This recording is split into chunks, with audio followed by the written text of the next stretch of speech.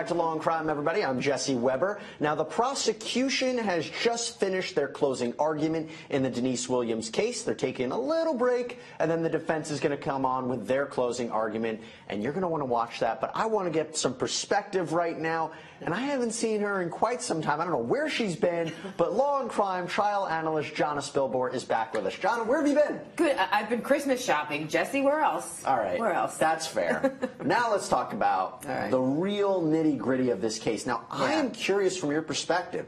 She's charged with conspiracy, accessory after the fact, and murder. Yeah. Do you think some of those charges are stronger than the other ones? I think that this entire case for the prosecution is a tough road to hoe. Mainly because you've got their star witness is a guilty guy, right? He is the trigger man. He's also a little, shall we say, he's doing time for kidnapping his ex-wife, right? So there's a little bit of, he might have some things going on between his ears that the rest of us don't. And I don't think they're going to have a lot, they should have had a lot more corroboration in order for a jury to believe him hook, line, and sinker. And if the jury doesn't believe him, Jesse? Well, let me tell you something. Half the battle the prosecution was doing was putting on these witnesses where we didn't understand what their value was, but really their value was to corroborate even the minute details of his story, including the fact that Mike Williams wore those waders. Yeah, but you know what? To me, there's a difference here. You can put on witnesses to corroborate minute details. We already know that we have a dead victim, and we already know who actually pulled the trigger and killed him. We need the connection to Denise to prove that she was a very active part of this process. And I don't know if the prosecution's done that. Before we jump back into the prosecution's opening statement, because we're going to replay it from this morning, I want to ask you one question before our last break. We were playing the fact that the prosecution is trying to prove accessory after the fact, that she knew about it and tried to hide it. Now, she's made some question that statement that she wanted Brian to know that she's not talking, and that Brian made a statement to another individual that he was worried that Denise was going to talk, which would give him an incentive to try to kidnap her. Why would he do that unless she knew what was going on and she had the ability that she covered it up? So I'm glad you said that, excuse me, because I was looking at the Florida statute for accessory after the fact. And to me, it's overly broad because it says anybody who maintains or assists the principal is an accessory before or after the fact or gives any other aid. What does that mean? In other words, if you go and you kill somebody, Jesse, and you and I are friends, and I know that you've done it, but I don't tell anybody, does that make me an accessory? Is that aid that I'm not turning you in? I say no. I say no. So, again, I don't think the prosecution has gotten over its hump. All right, what we see right now, and this is going to be an argument back and forth between the prosecution and the defense, the jury, we believe, is coming in. The defense will begin their closing argument. This is going to be something to watch because, Jonna, as we talked about, they may have a lot of room to argue against that murder and conspiracy charge. I believe those are the weaker charges. What do you say? I agree with you there. And again, I think you can argue about the accessory after the fact. What does that mean in Florida? If you just keep your mouth shut and agree not to tell on somebody, are you guilty? And here's the thing, the idea of a principle, right? So we're talking about murder. They made it very clear that she doesn't need to be there at the shooting for her to be responsible. She just needs to help him. And she needed to, just helping him and providing an overt act to help him commit the crime. But that's where I'm confused. What is that act? What is the evidence that she helped him beforehand to commit this crime? I don't see that there is much evidence of that, which is why it is a very thin charge, and why the defense may actually have a great argument to get an acquittal on all three charges. Okay, the defense is about to begin their closing argument. Let's go live. All right, that was the defense's closing argument. I want to break it down with you, Jonna. And the last thing that he said, and I'm so happy he mentioned it because we had been talking about it, is there was a concern that the jury would base their decision on the fact of what I keep saying, if they don't find her guilty of anything, then no one would be responsible for Mike Williams' murder. Where's the justice? But that is not a reason to find her guilty. Exactly. And he hammered that home as well as he possibly could. I saw one area that I thought was great in his closing, and I saw another big gaping hole that I think he left. Let's start with great. What did you think was great? All right, so I thought it was great that that he explained for the jury why she said, I'm not going to the police. Or, in other words, he kind of did it backwards. He basically said, if she were so afraid of this deep, dark secret being let out, why would she go to the police and turn him in for the kidnapping? To me, that makes a lot of sense, and I think that's going to resonate with the jury. The big gaping hole that he left is he really glossed over the fact that they were having a torrid affair while she was married. That is the motive. If you're arguing for the prosecution, that is the motive to kill her husband, along with the insurance policies, obviously. And he just said, why not marry him? They've known each other since they were 3. No. I think the jury's going to need to hear a little bit more than that in order to get over that hump. One of the strongest arguments that I saw was when he said if she really was guilty, if she really was responsible for the murder of her husband, why go to the police? Right. Why go to the police when you know he has the deep, dark secret? Right. That was a huge point. That was the biggest point, I think, in his entire closing argument. Okay, we are about to see the state's rebuttal closing argument. That's happening live in the courtroom. Let's go live.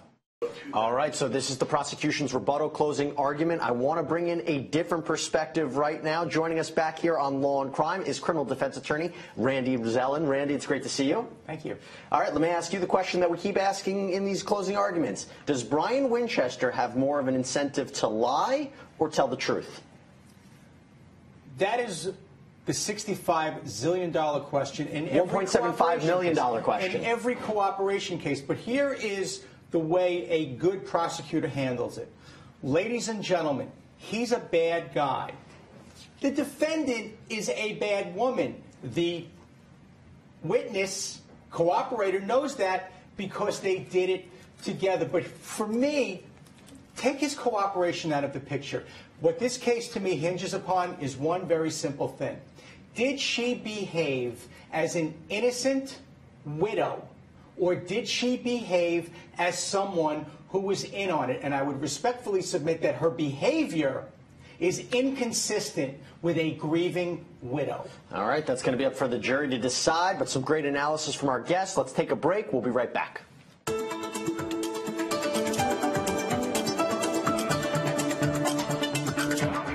The closing arguments have finished, and the jury is about to start their deliberations.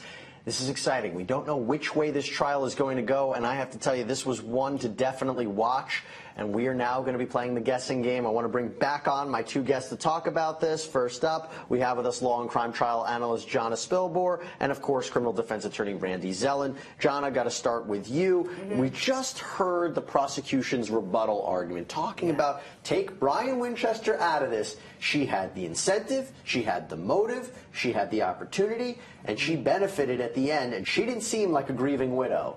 Enough there? He just described every wife in the country. Every wife has opportunity to kill her husband and perhaps incentive to kill her husband. Motive is never an element of any crime. What this prosecution did, though, he created reasonable doubt, which is not his job. That's the defense attorney's job. He raised all these questions and has precious little actual evidence to support them. That is practically the definition of reasonable doubt. Those jurors are going to go back in the jury room and go, I just don't know. And if they don't know, they're going to find her not guilty. Randy, she's up against 3 different charges. We got conspiracy, accessory after the fact, and murder.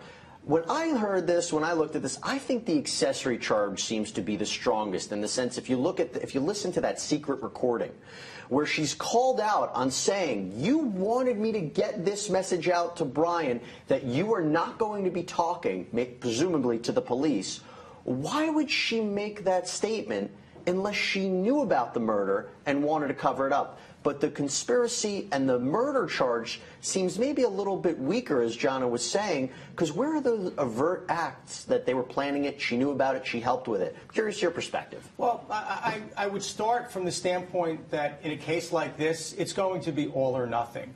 I don't know that they can acquit her of one murder-related charge, yet convict her of another. First of all, the conspiracy, even though a conspiracy is simply the agreement, in other words, you don't actually ever have to complete the crime. If you and I, or the 3 of us, are going to get together to rob a bank, and we form an agreement, and the overt act is I go and rent a car.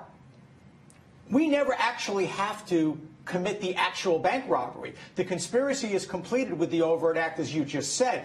But the conspiracy here is so closely related to this aiding and abetting and helping. And again, if they don't believe any part of the murder, then I don't believe they're going to come back with any kind of a split verdict. But as I said, to me, where this case rises and falls is simply on her behavior. As you said, that comment, who would make that kind of comment if you're nothing more than the grieving widow? The fact that she made threats, withheld the grandchildren, the lies on the insurance policy, those are all terrible. And yes, prosecutors tend to be insecure and think that they have to fill in every hole and have to come up with every explanation for everything, and they often do create their own reasonable doubt in their insecurity. There's a lot of holes. But Jonna, yeah, you're saying that that's not, that there's holes that the jury has to consider. Yeah, and first of all, what does a quote-unquote grieving widow look like? I think when you're having an affair for basically your entire marriage and then your husband dies or disappears, your grief is going to look different than, it's somebody who is in a loving relationship for all those times. Grief is going to be different on everybody, right? Grief is like snowflakes. No two are alike. But in this case, I think the fact that if somebody's threatening you and accusing you of committing a crime that you didn't commit, are you going to get a little testy? You're not going to see your grandkids? I think that's human nature. And not enough to get this jury to believe that she was, that she conspired and that she helped him after the fact, when all she probably did, or her defense basically is saying, is he confessed. He confessed. What is she supposed to do with that? That does not make you an accessory after the fact. We have a lot to talk about in this case, and I think we have to hit a quick break, but I want you both to stay here. And when we come back, we're going to analyze more of this. We're going to be in jury verdict watch. Who knows what the jury will ultimately come back with. They have 3 big charges, a lot at stake. Let's take a quick break. We'll be right back.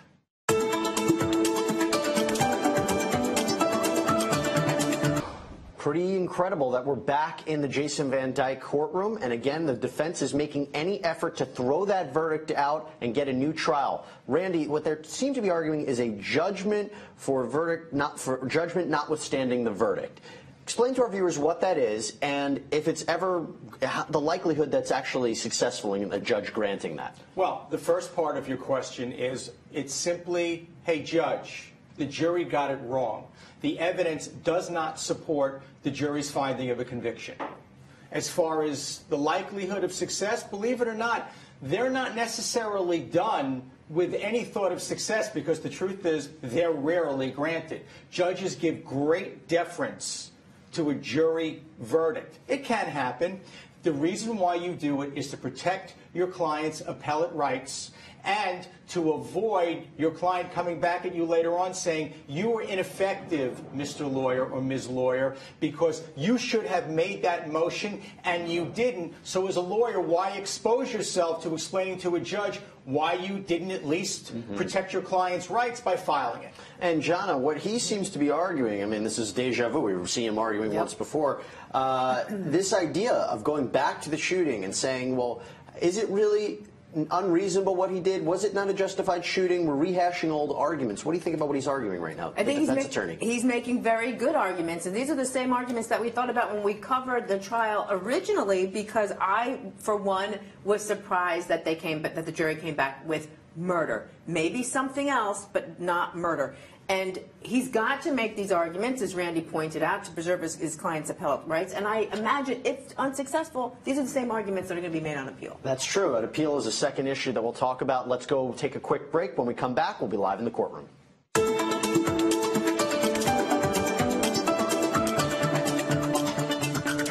That's defense counsel for Jason Van Dyke explaining why that verdict should be thrown out and a new trial granted. Back here with Randy Zellin. Randy, question to you. One of the things that we talked about as we're listening to this is how this argument keeps being made about the 16 shots. He goes, but if the first shot is justified, does it really matter about the other shots? Because you and I both know that when the medical examiner took the stand, she couldn't positively determine the order of the wounds. it is, to me, a very interesting question, and I listened to it come up, and I'm like, wait a second. It's very interesting because if the first shot is justified, does that now mean every shot is justified? Or if the first shot now gets rid of the threat, is the second shot justified? The third? The seventh? At what point is a shot no longer self-defense because there's no harm either to me or I need to defend someone else? That's a great point. Jonna, we talking about these issues because what is Van Dyke's options moving forward? Will he get a new trial? Will this verdict be thrown out? What's going to happen in an appeal? Can you explain it to us? Well, if he does get a new trial, obviously he's probably going to stay right where he is, which is in jail, pending the new trial. If this motion is not granted by the judge, and they very rarely are, even though, listen, his defense attorney is doing a great job right now, his next step is going to be the appellate process, and Jesse, that takes years. Yeah, we all know that's not a quick process. John, I know we have to sign you off. Thanks for coming on this morning. See you Monday. And Randy, you're going to stay on here with our next host. Judge Ashley Wilcott will be signing in, and she's going to guide you through the next chapter of this trial. And remember, we are still on verdict watch, because it just began, in the Denise Williams case. So stay tuned here on Law and Crime.